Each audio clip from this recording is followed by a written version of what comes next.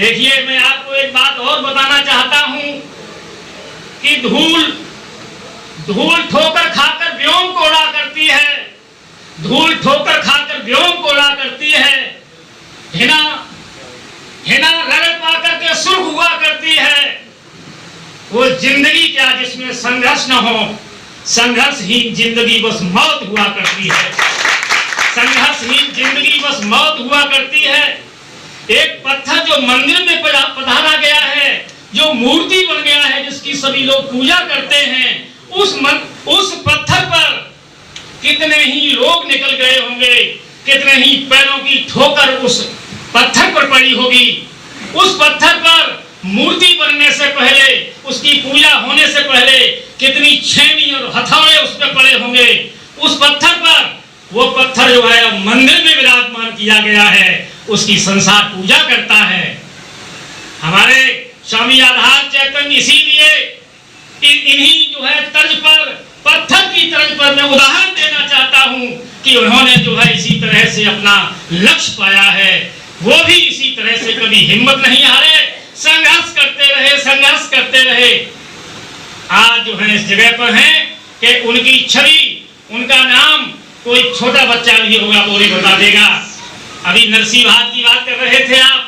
नरसिंह भाग तो जो है जन जन ने सुना है, और जो है पीछे से जब भाग पहना चुके तो कुछ माताएं बहनें पीछे रह गई, वो नहीं वक्त पर आ सकी, तो कह रही हैं कि अब तो कल कोई जो है कह जा, आज मैं दे पा लो तो कल की कह जा। ये इस तरह के शब्द कहना एक जो है हृदय को प्रभावित करता है। ये साहित्य जो विलुप्त हो गया था, हमारे ग्रामीण अंचल का साहित्य है, माताओं बहनों के जो अनपढ़ हैं उनके बीच का साहित्य है। वो विधा प्राय लुप्त हो गई थी, उसको आपने जो है सही मार्ग दिया, उसको जो है आपने उसे विकास करके आप जन जन के और समाज के बीच में जो भी लोग गलत राह पर जा रहे थे उनको सही राह मिली आपके ही विचारों से। मैं कहना चाहता हूं कि वाटिका में लेकर एक भांति के फूल फूल जाते हैं, निज गर्भ और गुमान में कोई देवता के शीश पर विराजता है, कोई सूख जाता खिलते ही जंगल बियाबान में। अरे इस पांच पाखुड़ी की देह का भविष्य कौन जाने? पांच पाखुड़ी छित जल पाव गगन समीरा, पांच तत्व मिल बड़ा शरीरा। इस पांच पाखुड़ी की देह का भविष्य कौन जाने?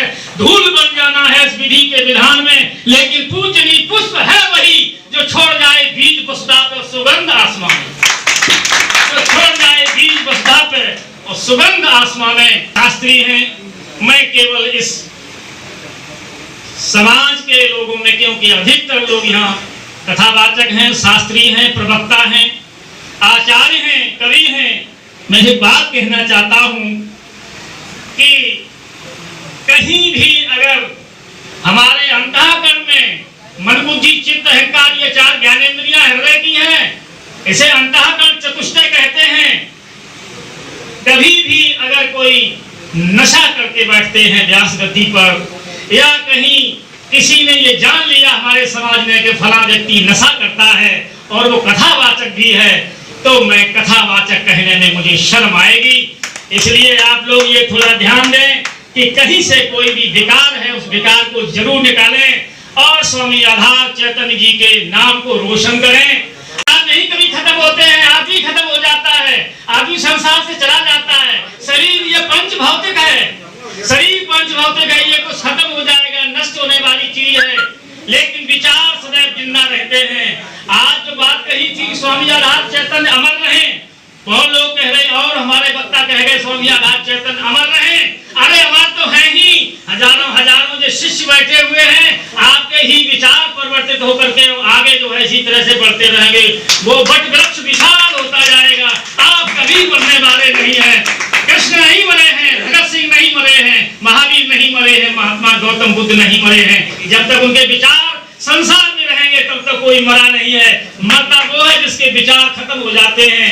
मैं अभिनंदन करता हूं और बार बार जो है आपको शत शत नमन करता हूं स्वामी आधार चैतन्य जी को कि उन्होंने अपना ये त्याग भरा जीवन, ये उन्होंने अपना जो है अपने शब्दों के द्वारा, अपने चरित्र बल के द्वारा जो रास्ता प्रशस्त किया है, इसी रास्ते पर आप लोग चलते हुए आपका नाम रोशन करें। इन्हीं शब्दों के साथ में मैं अपनी वाणी को